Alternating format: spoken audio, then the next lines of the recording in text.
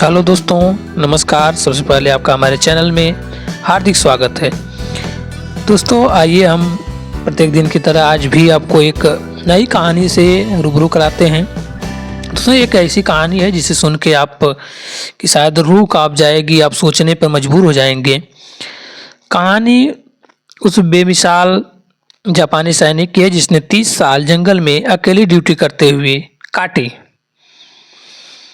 16 जनवरी 2014 को 92 साल की आयु में मरने से पहले इस बहादुर समुदाय को दूसरे विश्व युद्ध के इकलौते जापानी महानायक के तौर पर जाना जाने लगा।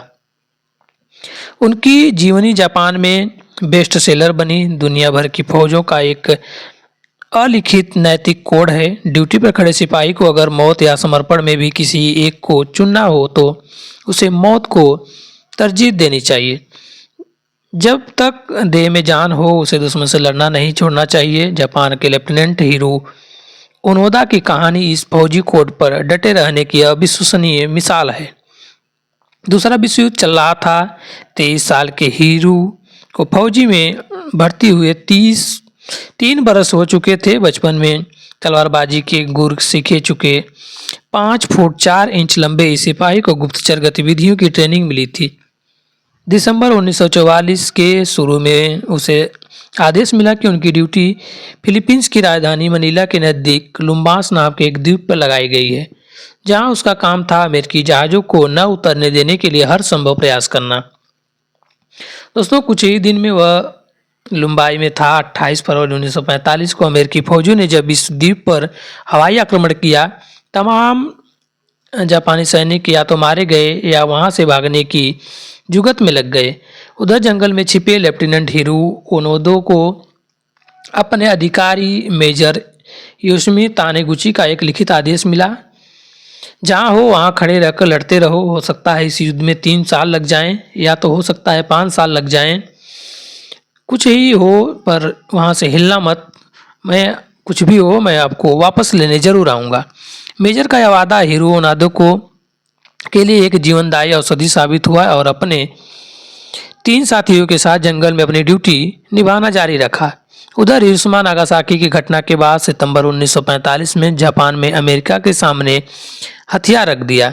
इसके बाद हजारों जापानी सैनिक चीन, दक्षिणी पूर्वी एशिया और पश्चिम पैसिफिक जैसे इलाकों में बिखर गए। इनमें से कईयों को गिरफ्तार कर लिया कर उसके देश भेज दिया गया। सैकड़ों के आत्महत्या कर ली। कई सारे बीमारी और भूख के बारे मर गए। जापान के हार जाने की खबरें लगातार रेडियो पर प्रसारित की जाती रही और इस आशय में पर्चे हवाई जहाज से गिराए गए कि लेफ्टिनेंट हीरो ओनोदो और उनके 3 साथियों को भी ऐसे पर्चे मिले। लेकिन उन्होंने उन पर लिखे शब्दों पर यकीन नहीं किया। उन्होंने सोचा कि यह दुश्मन के गलत प्रचार का हिस्सा था। चारों सैनिक प्रशिक्षण प्राप्त गुरिल्ले थे और कठिन से कठिन परिस्थितियों में जीना जानते थे। जंगल में करीब 10 माह रहने के बाद उन्हें इस बात का एहसास हो गया कि लड़ाई लंबी चलने वाली है। उन्होंने अपने तंबुओं के बगल में बांस की झोपड़ी बनाई और पेट भरने के लिए आसपास के गांव में चावल और मांस की चोरी करना शुरू कर दिए। जंगल में बेतहाशा गर्मी पड़ती थी और मच्छरों और चूहे के कारण रहना बड़ा मुश्किल होता था। धीरे धीरे उनकी वर्दियां फटने लगी। उन्होंने तार के टुकड़ों को सीधा करके सुइयां बनाई और पौधों के रेशों से धागा बना लिया। तंबुओं के टुकड़े फाड़कर वर्दियों की सुरक्षा की। उन्हें फिर से संभाला, उसकी मरम्मत की जब तक कि वे तार नहीं हो गई। कभी कभी कोई अभागा ग्रामीण उनकी चौकियों की तरफ आ निकलता तो उनकी गोलियों का शिकार बन जाता। फिलीपीनी की सेना ने टुकड़ियों की गश्त करती रहती थी। उन्हें चकमा देना भी बड़ा मुश्किल काम था। 5 साल बीतने पर बुरी तरह अजीज आ गए हीरो ओनोदा के एक साथी सैनिक ने फिलीपीनी सेना के आगे आत्मसमर्पण कर दिया। यह बेहद निराशा पैदा करने वाला घटना थी, लेकिन बचे हुए सैनिकों ने हिम्मत नहीं खोई और किसी तरह जीवित रहे। 4 साल और बीत चुके थे जब विद्रोहियों की तलाश में निकली स्थानीय पुलिस के हाथों उनके एक और सिपाही की मौत हो गई। 1954 से लेकर 1972 तक लेफ्टिनेंट हीरो ओनोदा और उसका साथी किनसिदी कोजुगा ने अगले 18 साल बिताए। इस बीच 1959 में जापानी सेना ने दोनों को आधिकारिक रूप से मृत्यु घोषित कर दिया। 1972 में कोजुगा भी पुलिस के हाथों मारा गया। जंगलों में छिपा हिरो ओनोदा उस समय तक 50 साल का हो चुका था। इस 50 में से 27 साल उसने ड्यूटी पर करते हुए काट लिए थे। उसे अभी 2 साल और इसी तरह काटने थे। 1970 के दशक में टोक्यो यूनिवर्सिटी के शोध कर रहे नोरियो सुकुजी नाम के एक सनकी छात्र को यकीन था कि जापान के कुछ सिपाही फिलीपींस में छिपे हुए हैं। इस फिलीपींस में वह अनेक इत्तेफाकों के चलते 1973 के आखिरी महीनों में ही हिरो ओनोदा से मिल सका। कई गुप्त मुलाकातों के बाद भी वह उसका विश्वास जीत नहीं सका। उसने उससे कहा कि वापस जापान चलिए। हिरो ने उत्तर दिया कि वह अपने अधिकारी के आदेश की इंतजार करेगा। कुछ समय बाद सुजुकी लेफ्टिनेंट हिरो ओनोदा के सगे भाई और एक सरकारी प्रतिनिधिमंडल के साथ वापस लौट गया। इसके बावजूद हिरो ओनोदा नहीं माना और उनके सुजुकी से कहा कि जब तक उनका कमांडर आदेश नहीं देगा वह अपनी पोस्ट पर नहीं लौटेंगे। आखिरकार उसी बूढ़े मेजर योजमी तानिगुची को लुम्बाह द्वीप लाया गया, जिसमें दिसंबर 1944 में हीरो को लड़ाई जारी रखने का आदेश दिया था।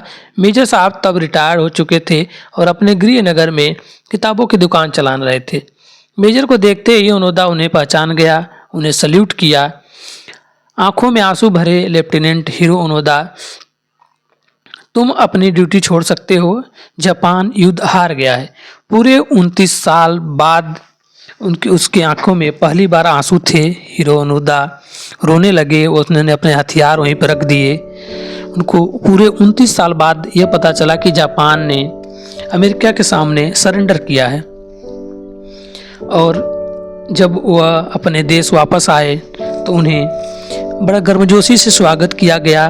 बहुत सारे अवार्ड भी उन्हें दिए गए।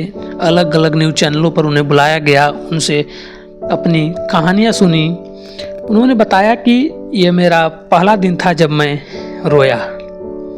दोस्तों, आशा करता हूँ आपको यह कहानी अच्छी लगी होगी, हमारी भाषा पसंद आई होगी। इसी के साथ आपको बहुत बहुत धन्यवाद। हमारे चैनल को लाइक करिए, सब्सक्राइब करिए और शेयर करिए। एक बार फिर से आप सभी का धन्यवाद।